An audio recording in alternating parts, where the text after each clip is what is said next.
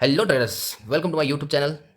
आज हम इस वीडियो में देखेंगे कि डेल्टा एक्सचेंज में कितना ब्रोकरेज और ट्रेडिंग फीस लगता है। ठीक है, अगर हम 10 लॉट में ट्रेड करेंगे, 50 लॉट में, 100 लॉट में, कितने भी लॉट्स में हम ट्रेड करेंगे तो हमें पहले कैसे पता हो सकता है कि इस ट्रेड में अपना कितना ब्रोकरेज जाएगा। ये सारी चीज़ें हम इस वीडियो में डिस्कस करेंगे। तो बल पे तो मैं हूँ विशाल और आप देख रहे हैं।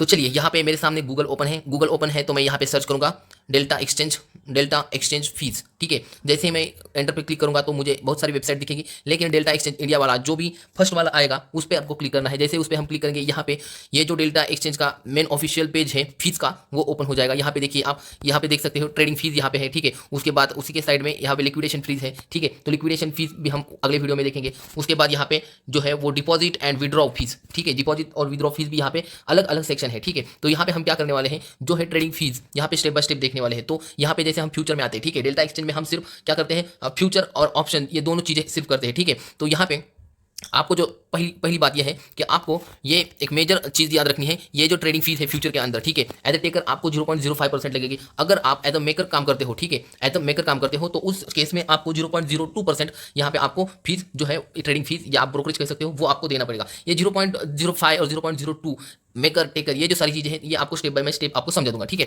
तो यहाँ पे आप जो है टेकर अगर देखोगे तो टेकर होता है मार्केट प्राइस पे टेक करने वाला। मतलब कि मार्केट प्राइस जो हम जरूर में समझते थे, मार्केट प्राइस और लिमिट प्राइस, ठीक है, वो होता है टेकर मतलब मार्केट प्राइस पे बाय करने वाला या सेल करने वाला। और जो है मेकर मतलब जो है लिमिट ऑर्डर यूज करके जो है अपना ऑर्डर प्लेस करने वाला। ठीक है, उसको बोलते हैं मार्केट को मेक करने वाला, मतलब यहाँ पे लिमिट ऑर्डर। ठीक है, तो ये बात पहले समझ लीजिए। ठीक है, तो हम यहाँ पे इस सेक्शन में जाएंगे कैलकुलेटर। ठीक है, तो कैलकुलेटर पे हम क्लिक करते हैं। जैसे हम कैलकुलेटर पे क्लिक करेंगे तो हमें देखना है फ्यूचर का। ठीक है, यहाँ पे बाय डिफॉल्ट क्या है, बीटीसी सिलेक्ट है। ठीक है, उसको वैसे ही रहने देना है। ठीक है, यहाँ पे क्या है, यहाँ पे जो एंट्री प्राइस है हमारी, एंट्री प्राइस ये यहाँ पे डालनी है। जैसे अभी मान लो यहाँ पे जो है, ठीक है, तो यहाँ पे मान के चलो मार्केट चल रहा है 1,10,500 पे। ठीक है, मार्केट यहाँ पे चल रहा है 1,10,500 और यहाँ पे मैंने एंट्री प्राइस लिखी है 1,10,500 और मैंने सेल किया है यहाँ पे अगर देखोगे तो मैं सेल किया है 1,10,000। ठीक है, 11,000 करते, 1,11,000 पे मैंने इसको क्या किया है, सेल किया है।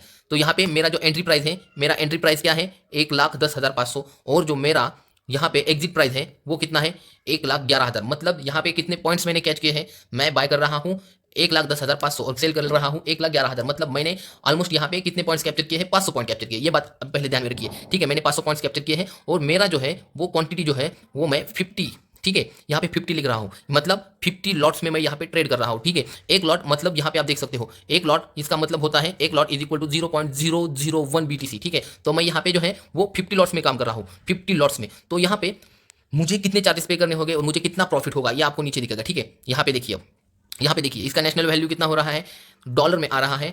ठीक है, 11,075। ठीक है, 11,075 उसका क्या हो रहा है, जो नेशनल वैल्यू है वो हो रहा है। ठीक है, यहाँ पे ट्रेडिंग फीस, यहाँ पे आप देख सकते हो ट्रेडिंग फीस, यहाँ पे जो ट्रेडिंग फीस आप देख रहे हो 1.10। ठीक है, और अगर उसमें भी आप जीएसटी वगैरह इंक्लूड करते हो तो टोटल मिला के 0.30 इतना आपका क्या जा रहा है, ये आपका ब्रोकरेज जा रहा है। ठीक है, तो ये क्यों हो रहा है, तो यहाँ पे जो है ना, यहाँ पे आपका ये स्कैल्पर ऑफर, ठीक है, जब आप नए होते हो तो ये स्कैल्पर ऑफर मिलता है, वहाँ पे वो एक्टिव है। अगर इसको इनएक्टिव करते हैं, ठीक है, अगर इसको इनएक्टिव करते हैं तो उस केस में अगर आप देखोगे ना तो यहाँ पे आपको ट्रेडिंग फीस मिल रहा है 3.88 और उसके साथ अगर हम जीएसटी वगैरह सब पकड़ते हैं तो 4.57। ठीक है, मतलब टोटल जो हमारा फीस है किसके लिए, हमारा 50 लॉट्स के लिए अगर टोटल फीस हम देखते हैं तो हमें कंप्लीट $4.5, 4.57 जो है वो ब्रोकरेज मिल रहा है। ठीक है, और जो प्रॉफिट हो रहा है वो हो रहा है $20 का। ठीक है, ऐसा है। तो अब हम इस तरह से कैलकुलेट कर सकते हैं। मान लो यहाँ पे क्या क्या है, एक जो ऑर्डर है इसमें यहाँ पे एज अ मेकर है और जो दूसरा है सेल का एज अ टेकर है। ठीक है, तो एक ऑर्डर एज अ मेकर, एक ऑर्डर एज अ टेकर और स्कैल्पर ऑफर ऑफ करके अगर हम 50 लॉट्स में काम करते हैं, ठीक है, 50 लॉट्स में काम करते हैं तो हमें यहाँ पे 500 पॉइंट कैप्चर करने के बाद $4.5 जो है वो हमें यहाँ पे ट्रेडिंग फीस देनी होगी और जो है टोटल हमारा जो प्रॉफिट होगा वो $20 के आसपास को होगा। ठीक है, अगर हम यहाँ पे अपना लॉट साइज को इंक्रीज करते हैं, ठीक है, मान लो मैं यहाँ पे 50 की जगह 100 कर देता हूँ। ठीक है, मैं 100 लॉट में काम करता हूँ तो उसी के आसपास का जो है आपको ब्रोकरेज मिलेगा। यहाँ पे देख सकते हो टोटल जो फीस है आपकी 9.15, मतलब कि ऑलमोस्ट आप पकड़ के चलो एज ओरली $10 का आपका जो भी होगा वो क्या होगा, ब्रोकरेज जाएगा। मतलब आप अगर 50 लॉट में काम करोगे तो आपका जो है वो आपका जाएगा $5 का ब्रोकरेज, और अगर आप 100 लॉट्स में काम करते हो तो आपका $10 का ब्रोकरेज जाएगा। ठीक है, अगर इनकेस आप लॉस भी करते हो, ठीक है, आप अगर लॉस भी करते हो, ठीक है, जितने पे लिया है अगर आप उतने पर भी बिकते हो ये, ठीक है। 1,10,500 पे ही आपका एसएल अगर हिट हो जाता है तो भी अगर आप 100 लॉट्स में काम करते हो, ठीक है, 100 लॉट्स में काम करते हो तो भी आपको उतना ही ब्रोकरेज देना है।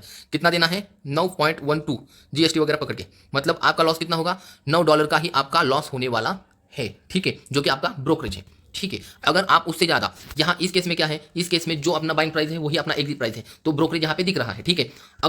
अगर मान के चलो, अगर इस केस में अगर 100 पॉइंट का आपका एसएल होता, यहाँ पे अगर 500 की जगह 400 होता, मतलब 500 पे आपने लिया, 1,10,500 पे आपने लिया और 400 पे आपका एसएल है और वो हिट हो जाता है, तो उस केस में जो है ना 100 पॉइंट्स के लिए वो सब सारी चीज़ें चेंज हो जाएगी, ठीक है। तो इसको भी ध्यान में रखिए। यहाँ पे देखिए 9 का हो गया है, कितना हो गया है? 9 का हो गया है 19। तो इस तरह से आपको कैलकुलेट करना है और उसके बाद जो है वो अपना एंट्री एग्जिट टारगेट सब कुछ सेट करके पूरे होश में आकर आपको ट्रेडिंग करनी है। अगर ये वीडियो आपको अच्छा लगा हो तो प्लीज़ इस वीडियो को लाइक कर दीजिए और चैनल पर नए हो तो चैनल को सब्सक्राइब कर दीजिए। ऐसे ही बेहतरीन वीडियो आते रहेंगे, तब तक के लिए थैंक यू, बाय बाय।